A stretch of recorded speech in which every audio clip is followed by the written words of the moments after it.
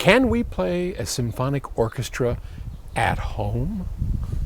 I don't know what size home you got, but definitely not in my home.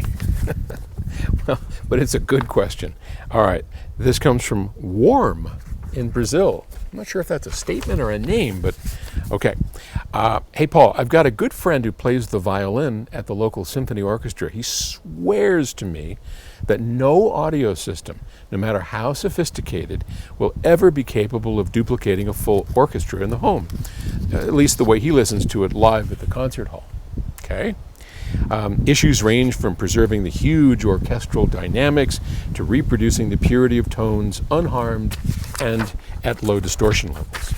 Therefore, he made a decision to only listen to chamber music on his audio system, and he's an audiophile. He says he couldn't bear the comparison should he decide to play large-scale orchestral works in his own loudspeakers. What would you say to him? Well, I would say, you've never heard my system, and listening to a full symphonic orchestra on the big IRS-5 is a revelation to most people. I mean, because it just gets bigger and bigger and bigger. It exceeds the room.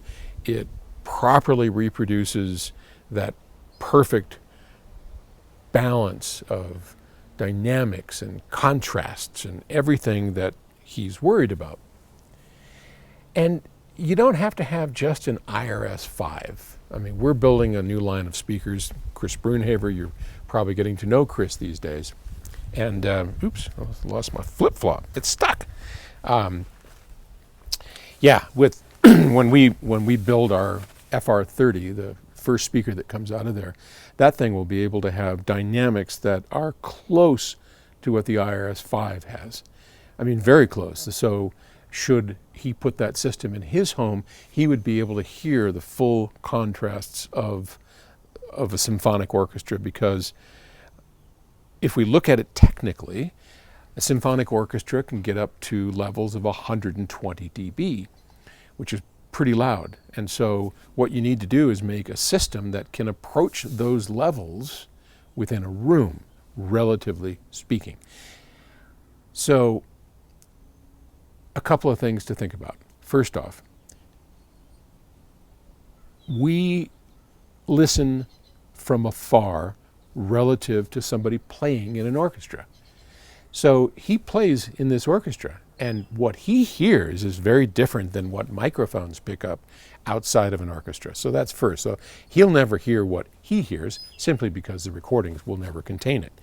Secondly, there is no argument that if you try and take a 100-piece symphony orchestra and put it into a small room and then try to recreate the sense of being in a large room by closing your eyes, you will never get exactly that, nor would you get an actual chamber group in your living room. Well, you might get closer, but certainly never a symphonic orchestra. So to make all this work, we have to suspend disbelief. So it takes a little bit of disbelief suspension to make this all work.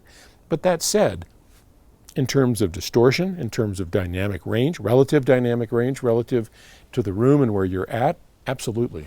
We can hit all of those numbers. We can give you that range on a properly recorded piece. We can give you that range of dynamics. Everything technical, yes, we can do. If you have the right speakers and the right electronics, absolutely. Would you ever close your eyes and actually believe you're in Carnegie Hall? Probably not. So hope that's not too confusing of an answer. All right. Either Chris or I will be back tomorrow, and I will talk to you later. Bye.